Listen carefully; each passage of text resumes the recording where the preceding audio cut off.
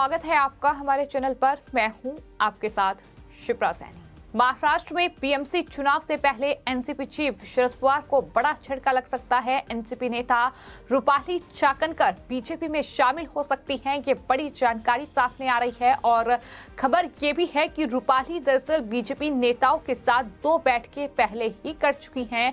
तो ऐसे में अब लगातार ये जानकारी सामने आ रही है कि रूपाली बीजेपी में शामिल हो सकती हैं। तो एक तरफ महाराष्ट्र में मुंबई महानगर पालिका के चुनाव होने हैं, जिसकी उल्टी गिनती शुरू हो चुकी है। तमाम राजनीतिक दलों ने अपनी कमर कस ली है चुनावों को लेकर।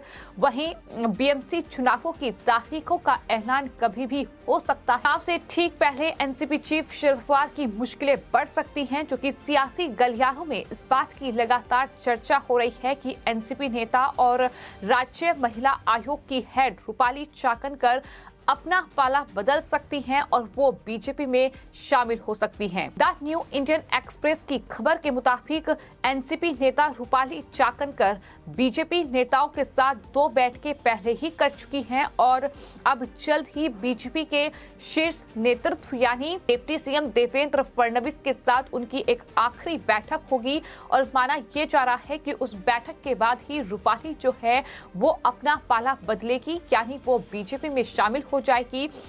आपको ये बताते हैं कि अगर रूपाली एनसीपी से इस्तीफा दे देती है तो वो दूसरी एनसीपी की राज्य महिला शाखा की ऐसी अध्यक्ष होंगी जो कि एनसीपी को अलविदा कहेंगी और बीजेपी में शामिल होगी। क्योंकि इससे पहले चित्रा वाघ ने भी एनसीपी से इस्तीफा देकर वो बीजेपी में शामिल हुई और राज्य महिला आयोग की अध्यक्ष के रूप में अपना कार्यकाल पूरा करने के बाद रूपाली अपने राजनीतिक करियर को आगे बढ़ाने के लिए राज्य विधान परिषद में बर्थ की मांग कर रही है। ये जानकारी सामने आई है। आपको ये बता दें कि मार्च 2022 में ही रूपाली ने एनसीपी की महिला प्रदेश अध्यक्ष पद से इस्तीफा दे दिया था, जिसके बाद एनसीपी ने नई महिला प्रदेश अध्यक्ष जो है वो दरअसल नियुक्त की थी। लेकिन उसके बाद से ही उन राजनीतिक गलियारों में इस बात की चर्चाएं शुरू हुई कि क्या रूपाली अपना पाला बदलेगी, क्या वो एनसीपी छोड़कर किसी दूसरी पार्टी में शामिल होगी। तो अब ये जानकारी द न्यू इंडियन एक्सप्रेस की ओर से सामने आई है, जिसमें ये कहा गया है और बताया गया है कि वो बीजेपी नेताओं के साथ पहले ही 2 बैठकें कर चुकी हैं और आखिरी बैठक होनी है। इस आखिरी बैठक में आखिर किस नतीजे पर वो पहुंचेंगी, क्या वो बीजेपी में शामिल होंगी, अब इस पर सबकी निगाहें टिकी हुई है। महाराष्ट्र में सियासी सुगबुगाहट शुरू हो गई है, चूंकि बीएमसी का चुनाव है।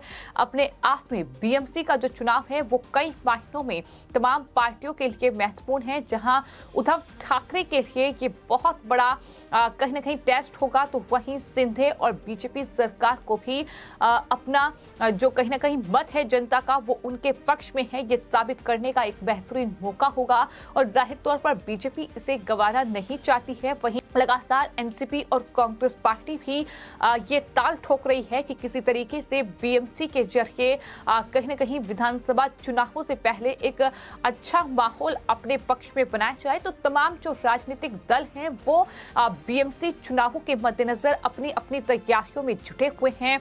लगातार उद्धव ठाकरे के बयान सामने आए हैं। को ये बता दें कि उद्धव ठाकरे ने दरअसल प्रकाश अंबेडकर के नेतृत्व वाली वंचित बहुजन अघाड़ी के साथ गठबंधन कर लिया है बीएमसी चुनाव से पहले। तो वहीं कांग्रेस और एनसीपी का साथ भी क्या उद्धव ठाकरे चुनेंगे, इस पर भी जब उनसे सवाल पूछा गया तो ठाकरे की ओर से उस वक्त ये कहा गया कि कांग्रेस और राष्ट्रवादी कांग्रेस पार्टी यानी एनसीपी वाले महाविकास अघाड़ी सहयोगियों के साथ नई साझेदारी पर पहले ही चर्चा की जा चुकी है, जिसमें जो नई पार्टी के साथ उद्धव ठाकरे का गठबंधन हुआ है वो भी इस महागठबंधन में शामिल होगी। और उन्होंने उम्मीद जताई है कि जो एमपीए है वो जल्द ही वीपीए को स्वीकार कर लेगा। ये उम्मीद उद्धव ठाकरे की ओर से जताई गई है। हालांकि ये आने वाले वक्त में जब बीएमसी चुनावों की घोषणा होगी, बात ही देखना होगा कि आखिर क्या एक इस तरह का गठबंधन जो है वो वहां देखने को मिलता है। लेकिन बीजेपी और एकनाथ शिंदे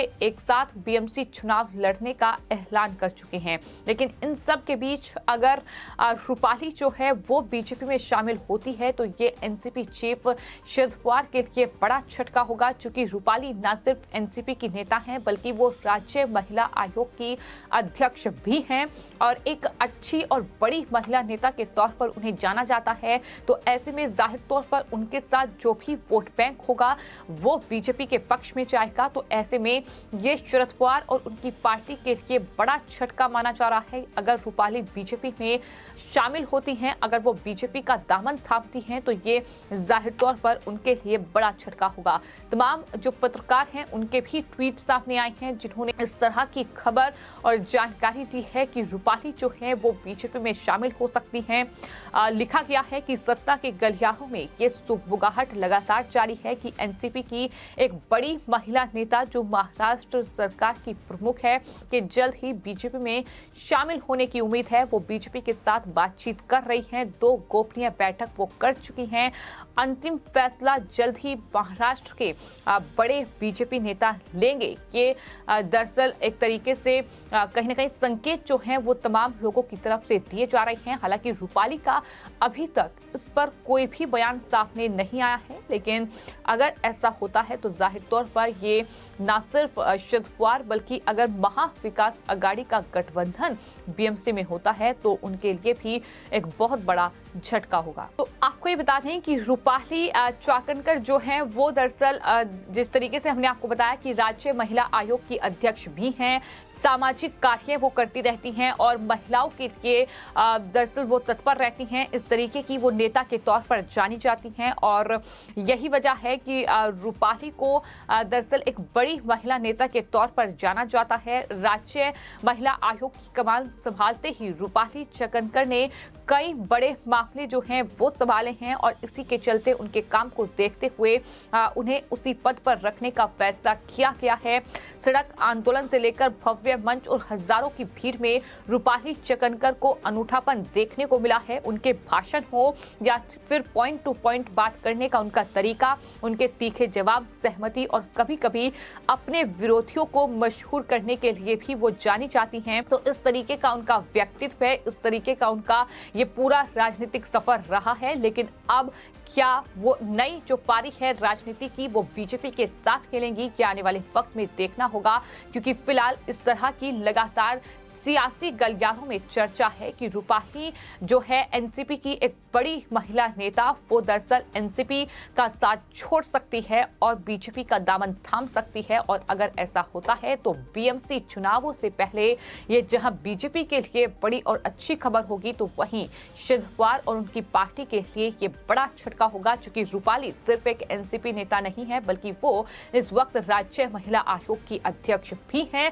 और जिस तरह से उन्हें एक तेज राजनेता के तौर पर जाना जाता है तो जाहिर तौर पर ये बीजेपी के लिए एक अच्छी खबर होगी। तो वहीं शरद पवार के लिए एक कहीं ना कहीं बेहद मुश्किल आने वाले वक्त में ये फैसला उनका खड़ी कर सकता है।